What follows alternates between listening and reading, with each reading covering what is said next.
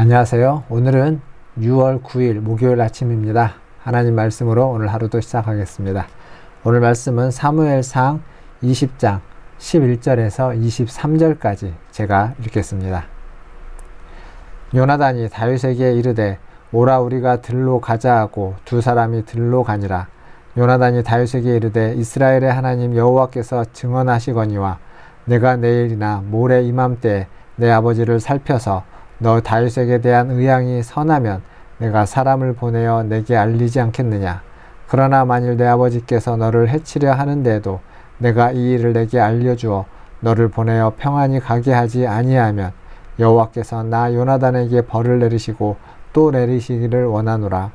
여호와께서 내 아버지와 함께 하신 것 같이 너와 함께 하시기를 원하노니 너는 내가 사는 날 동안에 여호와의 인자하심을 내게 베풀어서 나를 죽지 않게 할 뿐 아니라 여호와께서 너 다윗의 대적들을 지면에서 다 끊어버리신 때에도 너는 내 인자함을 내 집에서 영원히 끊어버리지 말라 하고, 이에 요나단이 다윗의 집과 언약하기를 여호와께서는 다윗의 대적들을 치실지어다 하니라.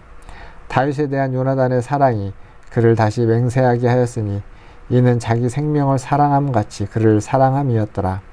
요나단이 다윗에게 이르되 내일은 초하루인즉 내 자리가 빔으로 내가 없음을 자세히 물으실 것이라. 너는 사흘 동안 있다가 빨리 내려가서 그 일이 있던 날에 숨었던 곳에 이르러 에셀바일 곁에 있으라. 내가 관역을 쏘려함 같이 화살셋을 그 바위 곁에 쏘고 아이를 보내어 가서 화살을 찾으라 하며 내가 짐짓 아이에게 이르기를 보라 화살이 내 이쪽에 있으니 가져오라 하거든 너는 돌아올지니 여호와께서 살아계심을 두고 맹세하노니 내가 평안 무사할 것이요. 만일 아이에게 이르기를 보라 화살이 내 앞쪽에 있다 하거든 내 길을 가라. 여호와께서 너를 보내셨음이니라. 너와 내가 말한 일에 대하여는 여호와께서 너와 나 사이에 영원토록 계시느니라 하니라. 아멘. 오늘 말씀은 다윗과 요나단의 이야기입니다. 다윗은 사울이 자기를 죽이려고 하는 행동이 악령에 의한 일시적인 현상인지 아니면 실제로 사울이 살인 의지가 있는지를 확인해야 될 필요가 있었습니다. 이 일에 요나단이 함께 동참하고 있습니다. 요나단은 아버지의 그 마음을 낙관했습니다. 아버지가 그럴 리가 없다라고 이야기했습니다. 하지만 죽음 직전까지 갔던 다윗은 분명히 이것을 확인해야만 했습니다. 오늘 말씀 3절을 보면 나와 죽음 사이는 한 걸음 뿐이니라. 그만큼 죽음에 가까이 갔던 경험이 있었기에 다윗에게는 이것이 중요했던 것입니다. 사울이 다윗의 부재에 대해서 물으면 요나단은 자신이 가족에게 가는 것을 허락했다라고 대답을 하는데, 사울이 이 대답에 분노하게 될 경우에, 이 대답에 분노하게 되면 이는 죽이려는 의지가 확고하다는 것을 입증되는 것으로 보았습니다. 사실 요나단은 다윗의 진심을 알고 있었습니다. 다윗이 쿠데타를 일으킨 것이 아니고 다윗이 어떤 나쁜 짓을 한 게 범죄한 것이 아니라는 걸 알고 있었습니다. 뿐만 아니라 요나단은 다윗을 왕으로 인정했습니다. 사실 요나단이 사울의 후계자입니다. 그렇지만 요나단은 다윗을 오해하지 않고 지금 다윗이 겪고 있는 여러 시련에 대해서, 여러 오해에 대해서 다윗을 위로하고 있는 그러한 요나단의 모습을 보게 됩니다. 이러한 요나단의 우정이 다윗에게는 큰 위로가 되었을 것이고 큰 힘이 되었을 것입니다. 요나단은 자신이 아니라 다윗이 다음 왕 후계자라는 것을 인정했고 그에게 복을 빌어주었습니다.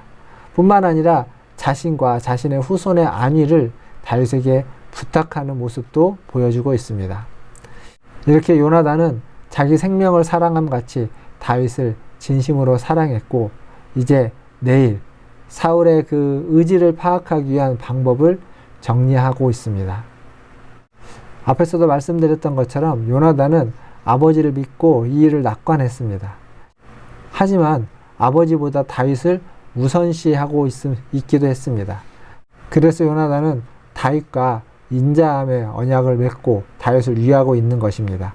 즉 요나단은 사울의 나라가 아닌 하나님의 나라, 다윗을 통해서 이루어지는 하나님의 나라를 우선시하고 있다라고 볼 수 있습니다. 결국 사울은 요나단의 생각과는 다르게 분노하게 됩니다. 뒤에 이어지는 말씀을 보면 알 수 있습니다. 사람의 마음을 안다는 건 언제나 어렵습니다. 제대로 알기가 쉽지 않습니다. 그러기에 우리는 항상 겸손하게 묻고 확인하고 점검해야만 합니다. 그리고 무엇보다 이 일을 가장 먼저 자신에게 해야만 합니다. 나의 마음을 내가 정확히 알아야 하기 때문에 그렇습니다. 사랑하는 성도 여러분, 하나님 앞에서 나의 마음은 어떠한지 살펴보시고 하나님의 마음에 합한지 아니면 나의 어떤 욕심과 기득권과 나의 시기와 질투로 말미암아서 내가 조금씩 변해가고 있는 것은 아닌지, 변해온 것은 아닌지 살펴보시고 다시 주님을 향한 처음의 사랑을 또 주님과의 관계 속에서 더욱 친밀해져서 거룩해져가는 저와 여러분 다 되시기를 주님의 이름으로 축원드립니다. 기도하겠습니다. 하나님 아버지, 말씀을 통해 요나단과 다윗의 우정을 보았습니다. 인간의 우정이 얼마나 아름답고 귀할 수 있는지를 보며 우리 모두가 이런 우정의 친구가 되기를 원합니다.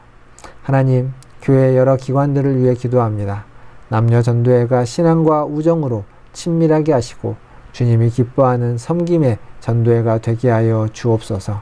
또한 주일학교를 돌아보사 주일학교에 은혜를 베풀어 주옵소서. 연약한 부서에는 힘을 불어넣어 주시고 도약이 필요한 부서는 이번 여름 사역을 통해 한 단계 도약할 수 있도록 인도하여 주시옵소서. 하나님 아버지, 교회의 어르신과 환우를 위해 기도합니다. 주님을 믿고 사는 것이 얼마나 복인지 모릅니다. 주님이 부르시는 그날까지 평안케 하여 주시옵소서. 특별히 항암 치료 중인 김정규 성도님과 김호덕 집사님을 기억하시고 뇌경색으로 쓰러진 김찬영 성도를 회복시켜 주시옵소서. 또한 다음 주에 뇌 종양을 수술하는 황정민 집사님을 지켜주시고 수술이 잘 될 수 있도록 인도하여 주시옵소서.